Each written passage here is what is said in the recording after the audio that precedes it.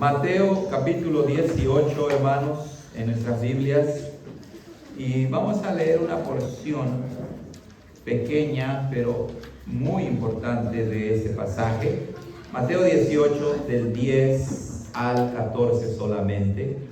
Recuerden que nuestro Señor Jesucristo ha enseñado a sus discípulos acerca de ser humildes, porque los discípulos no eran diferentes a nosotros o a la sociedad de hoy. Ellos querían saber quién era el mayor en el reino de los cielos, ¿recuerdan? Y entonces Él puso a un niño en medio de ellos y les dijo que deberíamos ser como niños, en el sentido de que un niño, aunque es pecador, pero en general un niño, si le das amor, si le das protección, si lo guías correctamente, el niño está feliz con lo que tiene, ¿cierto? Antes, ¿con qué jugábamos allá en el rancho, hermanos? Pues jugábamos con palos, piedras, y estábamos bien felices. Recuerdo que creciendo, pues no teníamos para comprar juguetes o algo así, y había una planta que tenía una vara, y sobre la vara tenía como una flor llena de espinas, ¿verdad? Una aquí, otra aquí, otra aquí, y simulaban ser ruedas, ¿no? Y entonces recuerdo que cortábamos esa rama y pues la usábamos como si fuera un carrito, y olvídense, felices, ¿verdad? Contentos, jugando con eso. O darle un cartón a un niño, ¿cierto o no? Una caja de cartón a un niño y está feliz. Debemos ser humildes, contentos con lo que tenemos, dice el Señor Jesús, no aspirar a grandezas, sino confiar en el Señor. Y les enseña también que no debemos hacer caer en pecado a nuestros hermanos en Cristo, ¿lo recuerdan? Es mejor, dice, que se nos amarre una piedra de molino, que se nos aviente al fondo del mar. Y entonces el Señor Jesucristo, basado en esta idea de la humildad y del servicio genuino a Dios, empieza a enseñar a sus discípulos y a nosotros cuáles deben ser las relaciones interpersonales dentro de la iglesia. Y ahí es donde empieza nuestro pasaje en el versículo 10. Dice: mirad, no tengáis en poco a uno de estos pequeños, porque os digo que sus ángeles en los cielos ven siempre la faz de mi Padre que está en los cielos. Porque el Hijo del Hombre ha venido para salvar lo que se había perdido. ¿Qué os parece? Si un hombre tiene 100 ovejas y se descarría una de ellas, ¿no deja las 99 y va por los montes y busca la que se había descarriado? Y si llegara a hallarla, de cierto os digo, de que se goza más por esa que por las 99 que no se descarriaron. Así, no es la voluntad de vuestro Padre que está en los cielos, que se pierda uno de estos pequeños. Amén. La palabra del Señor. Como dice el libro de Apocalipsis: el que tenga oídos para oír, oigan lo que dice el Espíritu. Oremos. Señor, gracias por tu palabra. Ayúdanos para que podamos entenderla, apreciarla y ponerla en práctica. Inclina nuestro corazón a la obediencia bíblica en Cristo Jesús. Amén. Amados hermanos, en la iglesia no debe haber discriminación. En la iglesia debemos respetarnos y valorarnos unos a otros. ¿Por qué?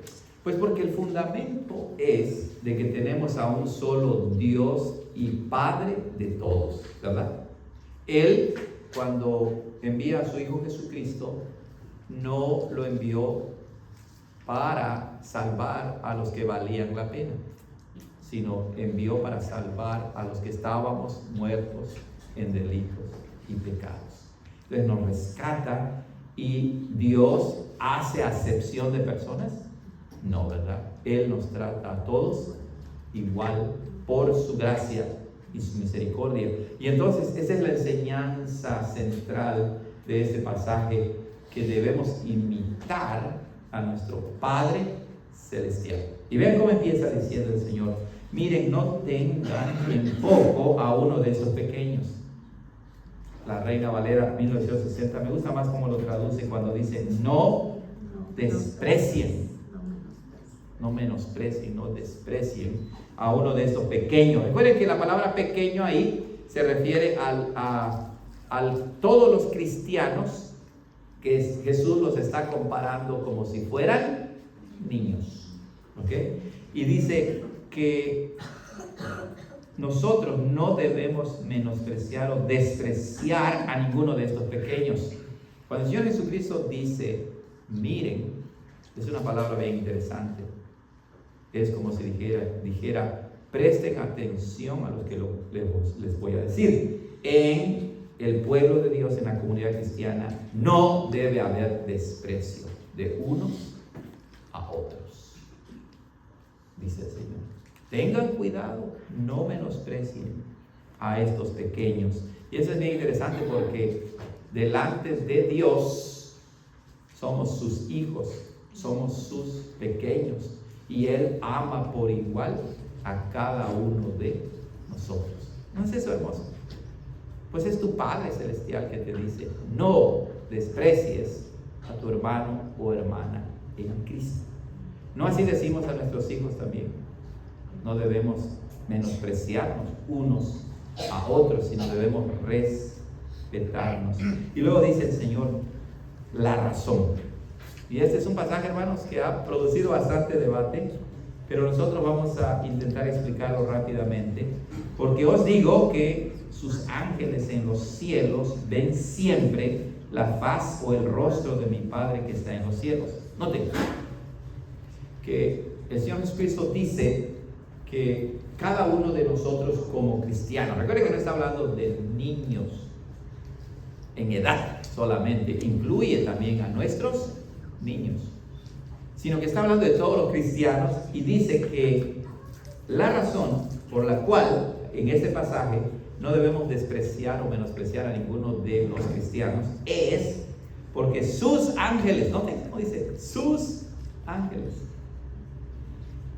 dice, en los cielos ven siempre el rostro, la cara de nuestro Padre que está en los cielos. Recuerden que este es un lenguaje antropomórfico, es decir, es un lenguaje que se utiliza para entender a Dios, porque Dios no tiene una cara, ¿verdad? Él no es creación como nosotros. Lo que quiere decir es que estos ángeles están en la presencia misma de Dios. Impresionante, ¿verdad? O sea, que los ángeles, noten, no está hablando de un ángel, está hablando de ángeles. Los ángeles están al servicio de los cristianos. Y eso es lo que leemos, por ejemplo, en Hebreos 1. Vamos rápidamente a Hebreos 1, versículo 14. Escuchen lo que dice allá.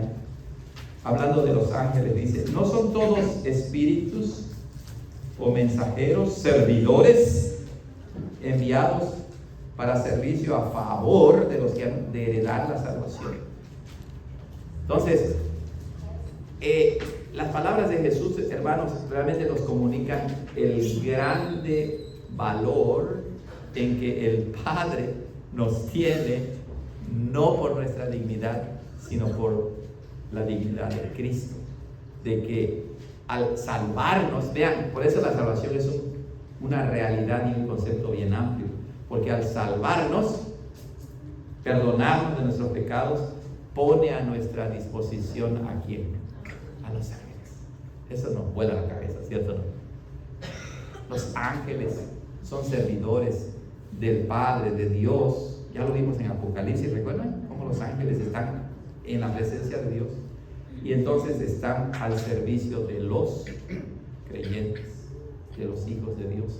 Y dice el Señor Jesucristo, no se atrevan a menospreciar a los demás cristianos. Palabra dura, ¿verdad? ¿Por qué? Porque cuando el Señor Jesucristo dice esto, implícitamente admite que en la iglesia hay desprecio, hay menosprecio. Pues sus discípulos no llegaron a preguntarle, ¿quién de nosotros será el mayor? Pues eso presupone que podían tratar como inferiores a los demás. No, nadie debe ser menospreciado, porque Cristo ha derramado su sangre por cada uno de nosotros. Dice después, versículo 11, porque el Hijo del Hombre ha venido para salvar lo que se había perdido. O sea, que además de que los ángeles están al servicio de Dios y por eso de Dios para ayudar a los cristianos, y por eso no debemos menospreciarlos. Leemos que de hecho el mismísimo Hijo de Dios, ¿qué hizo? Él, ya me perdí en el pasaje 18, 11, el Hijo del Hombre ha venido para salvar lo que se había perdido. Es decir, estábamos perdidos y Él vino precisamente a salvarnos, a redimirnos, a rescatarnos, lo cual implica que el Hijo de Dios Santísimo y Purísimo murió por ti y por mí, y en eso, bíblicamente hablando, radica el valor de cada uno de nosotros. O sea, nuestro valor no es inherente, ¿verdad? Nuestro valor deriva de que Dios nos ha salvado por medio de su Hijo Jesucristo, al grado de que pone a los ángeles a nuestro servicio. Así es como debemos entonces tratarnos unos a otros. Cuando el hermano o la hermana dice, ay, ya me está cayendo gordo o gorda, entonces ahí tienes que recordar y decir, no, Señor, ayúdame para que ese sentimiento, ¿verdad?, no domine mi corazón, sino diga, ayúdame a respetar, a ayudar, a valorar a mi hermano y a mi hermana en Cristo. ¿Será que nosotros somos como los discípulos, hermano, que menospreciamos? ¿Verdad que sí? Pero la palabra nos dice, no lo hagas, y nos da las razones. Vean qué dice después. ¿Qué les parece? Dice Jesús en el versículo 12. Si un hombre tiene 100 ovejas y se descarría una de ellas, no deja las 99, va por los montes y busca la que se había descarriado. Noten que el Señor Jesús está utilizando está dando un ejemplo de la vida diaria entre los judíos, que ellos eran pastores de ovejas, ¿verdad? Los judíos, ¿se acuerdan de la predicación de Génesis? Que los egipcios abominaban a los pastores de ovejas, y bueno, los judíos eran ¿qué? Pastores de ovejas, los hijos de Jacob. Y entonces ellos conocían muy bien esto. Recuerden que ¿cómo se dice? La geografía o la topografía. Creo que se refiere a la topografía, ¿no? De cómo está el terreno. Y allá en Israel hay mucho desierto, pero también hay valles, pero también hay montañas, ¿no? Y montañas como desérticas, muy parecido casi al gran desierto de Mojave. ¿Han ido por allá a darse una vuelta? Impresionante era el desierto de Mojave, montañas y no hay nada ahí. Piedras, polvo, arena. Y entonces los judíos tenían muy fresca en la memoria qué era ser un pastor de ovejas y el valor que las ovejas tenían para ellos. Pero noten aquí que no está hablando de un asalariado, sino que dice así, dice, si un hombre ¿qué? Tiene 100 ovejas. O sea, está hablando de un dueño de ovejas. Si tiene 100 ovejas, pues es un buen número, ¿verdad? De ovejas. ¿Han visto a los niños cuando están comiendo las ovejas por acá? Bueno, acá hay restaurantes vascos, ¿verdad? En Bakersfield, que te sirven cordero, carne de oveja. Y entonces, pues esos que ves pastando por allí, para eso se usa, ¿no? Entre otras cosas. Y entonces, el Señor Jesucristo dice que ese hombre tenía 100 ovejas. Pero si sucede, noten lo que dice, que una de ellas se descarría, se aparta, se va. Eso significa que, de acuerdo con el contexto, probablemente signifique que los cristianos, muchas veces, por culpa nuestra, hacemos descarriar a otras ovejas. De acuerdo con el contexto. Okay. Puede ser que esta oveja también, por su propio pecado, se descarrile, ¿verdad? Ande errante. Pero la fuerza está en que la oveja se descarría. Se descarría. ¿Qué hace el dueño de 100 ovejas? Dice, es una, pues hay que se la coma el lobo, ¿no? No, ¿qué dice? Allá en el cerro, deja a las 99 y se va a buscar a él. Vean cómo dice el Señor Jesús. Dice que va por los montes y busca la que se había descarriado. ¿Se acuerdan de Génesis 3 cuando Adán y Eva pecaron? ¿Qué sucedió? Dios, el gran pastor, salió a buscar a sus ovejas. ¿Qué dice el Salmo 23? Jehová es mi pastor, nada me faltará. En lugares de delicados pastos me hará descansar. Y empieza a describir la vida del pastor, cómo cuida de sus ovejas. Y aunque sea la más raquítica, la más flaca o la más fea, va por la oveja. ¿Cierto o no? Va por la oveja. El buen pastor, no el asalariado, sino el dueño, el mismo dueño va. Y el Señor Jesucristo dice en San Juan 10, yo soy el buen pastor. Y Él vino para salvar a ovejas que estaban, ¿qué? Perdidas. ¿Cómo nos vio a nosotros el Señor Jesús? Dijo, a esta sí lo voy a salvar. A Él sí vale la pena. Está bien llenito, gordito, bonito. No, ¿verdad? No fue así. Él nos ve en nuestra miseria y dice, aún así los voy a salvar. Y lo que está diciendo es que el valor del cristiano no es inherente, deriva del amor del Padre y del Hijo. Y para Dios, ninguno de nosotros es inferior a los demás. ¿Se dan cuenta, hermanos? Ese es el cristianismo bíblico, que en el corazón del Evangelio está que nadie merece nada, pero cuando Él nos redime y nos rescata, entonces recibimos las bendiciones de Dios. Nuestro valor proviene de Él y debemos respetarnos y ayudarnos unos a otros. ¿Se imaginan que una sociedad viviera de acuerdo con esa convicción? Recuerdo hace que 20 y tantos años que llegamos a Estados Unidos, llegamos a un pueblo allá en el medio oeste y se nos olvidó, pero varias veces cerrar el garage con las bicicletas afuera y llegamos y todo estaba ahí, casi hasta lo metían y lo acomodaban otra vez. Y llegamos a California, ¿no? Llegamos a California y entonces aquí en la iglesia nos robaron podadoras, nos robaron bicicletas y por eso ven que pusimos esta reja grande. Los tiempos van cambiando. Pero si hay una sociedad que vive de acuerdo con principios bíblicos, entonces será una sociedad segura, que respete, que ayude. No así era en México hace muchos años, hermanos. ¿Recuerdan allá en México, en El Salvador, en nuestros países latinoamericanos? Si veíamos a un viejito, a un señor, a alguien mayor que nosotros, ¿verdad? Le hablábamos con respeto, ¿cierto? ¿No? Ahora las cosas han cambiado. Y el Señor Jesús nos muestra que nuestro valor viene de Dios y nos dice, yo valoro inmensamente a cada una de mis ovejas.